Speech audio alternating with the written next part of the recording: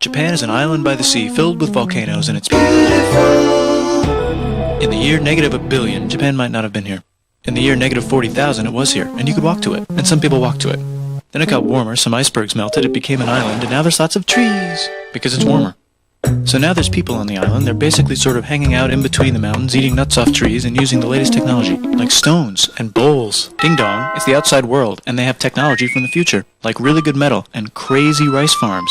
Now you can make a lot of rice really quickly. That means if you own the farm, you own a lot of food, which is something everybody needs to survive.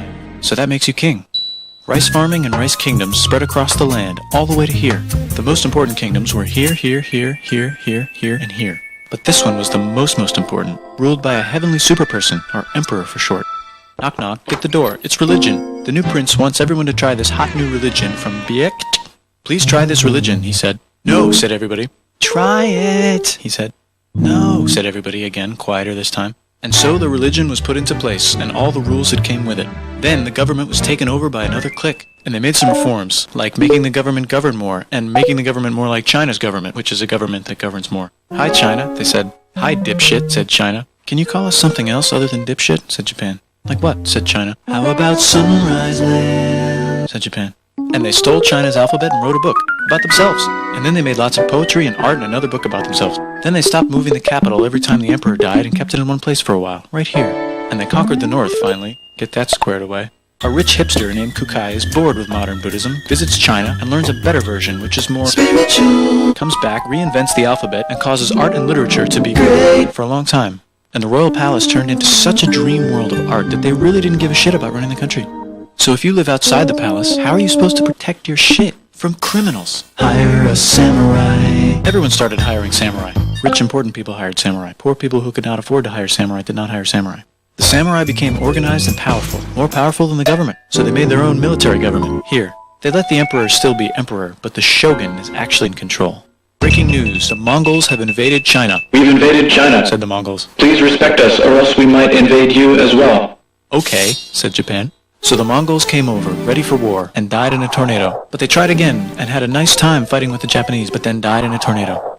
Then the emperor overthrows the shogunate, then the shogunate overthrows him back and moves to Kyoto and makes a new shogunate. And the emperor can still dress like an emperor if he wants, that's fine. Now there's more art! Like painting with less colors, collaborative poetry, plays, monkey fun, tea parties, gardening, architecture, flowers. It's time for who's going to be the next shogun. Usually it's the shogun's kid, but the shogun doesn't have a kid. So he tries to get his brother to quit being a monk and be the next shogun. He says okay, but then the shogun has a kid. So now who's it gonna be? Vote now on your phones. And everyone voted so hard that the palace caught on fire and burned down. The shogun actually didn't care, he was off somewhere doing poetry. And the whole country broke into pieces. Everyone is fighting with each other for local power, and it's anybody's game. Knock knock, it's Europe. No, they're not here to take over, they just want to sell some shit, like clocks, and guns, and Jesus. So that's cool, but everyone's still fighting each other for control, now with guns. And wouldn't it be nice to control the capital, which right now is puppets, with no one controlling them. This clan is ready to make a run for it, but first they have to trample this smaller clan, which is in the way. Surprise, the smaller clan wins, and the leader of that clan steals the idea of invading the capital and invades the capital. And it goes very well. He's about halfway through conquering Japan when someone who works for him kills him, and then someone else who works for him kills them, and that guy finishes conquering Japan. And then he confiscated everybody's swords, and made some rules. And now I'm going to invade Korea, and then hopefully China, he said, and failed, and also died. But before he died, he told these 5 guys to take care of his 5-year-old son until he's old enough to be the next ruler of Japan. And the 5 guys said, yeah, right, it's not going to be this kid, it's going to be one of us, because we're grown-ups. And it's probably going to be this guy, who happens to be way more rich and powerful than the others. A lot of people support him, but a lot of people support not supporting him. They have a fight, and he wins, and starts a new government, right here. And he still lets the emperor dress like an emperor, and have very nice things. But don't get confused, this is the new government, and they are very strict. So strict they close the country. No one can leave, and no one can come in. Except for the Dutch, if they want to buy and sell shit, but they have to do it right here.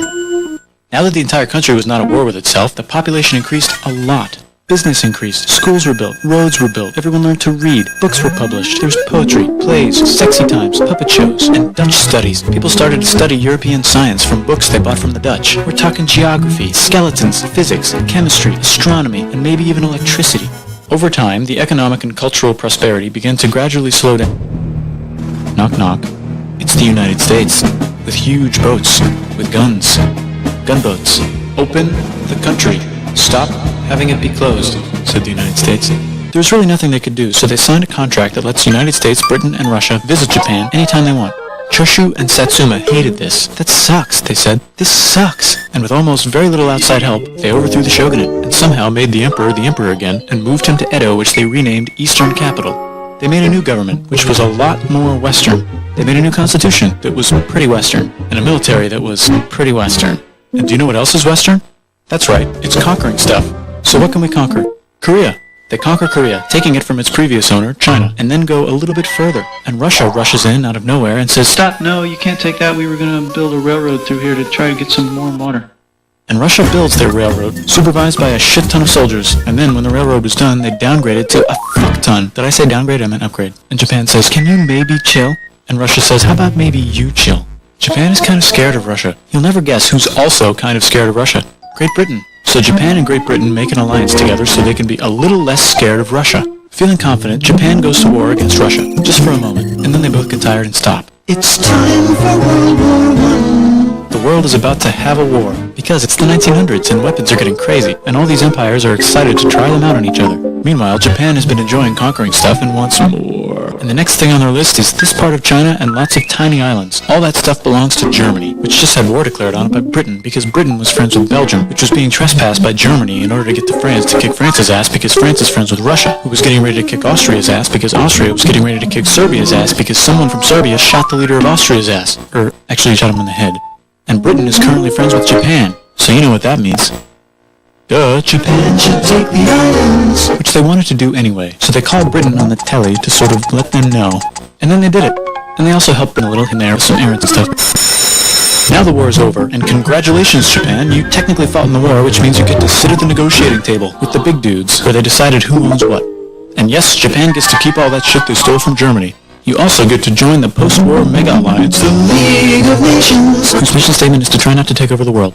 The Great Depression is bad, and Japan's economy is now crappy, but the military is doing just fine, and it invades Manchuria, and the League of Nations is like, "No, don't do that. If you're in the League of Nations, you're not supposed to take over the world." And Japan said, "How about I do anyway?" And Japan invaded more and more and more and more of China, and was planning to invade the entire East. You got mail. It's from Germany, the new leader of Germany. He has a cool mustache, and he's trying to take over the world and needs friends. This also got forwarded to Italy. They all decided to be friends because they had so much in common. It's time for World War II. Germany is invading the neighbors. Then they invade the neighbors' neighbors. Then the neighbors' neighbors' neighbors, who happened to be Britain, said, "Holy shit." And the United States started helping Britain because they are good friends, and started not helping Japan because they're friends and our friends and our friends. Plus they're planning on invading the entire ocean.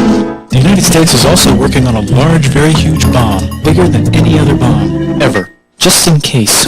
But they still haven't joined the war. War looks bad on TV, and the United States is really starting to care about their image. But then Japan spits on them in Hawaii and challenges them to war. And they say yes. And then Germany, as a symbol of friendship, declares war on the United States also. So the United States goes to war in Europe, and they help the gang chase Germany back into Germany. And they also start chasing Japan back into Japan.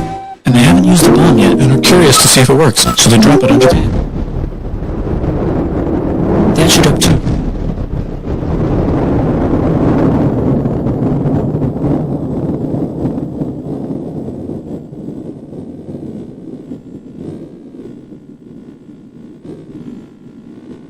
The United States installed a new government, inspired by the United States government, with just the right ingredients for a post-war economic miracle. And Japan starts making TVs, VCRs, automobiles, and camcorders as fast as they can, and also better than everybody else. They get rich, and the economy goes wild, and then the miracle wears off. But everything's still pretty cool, I guess. Bye.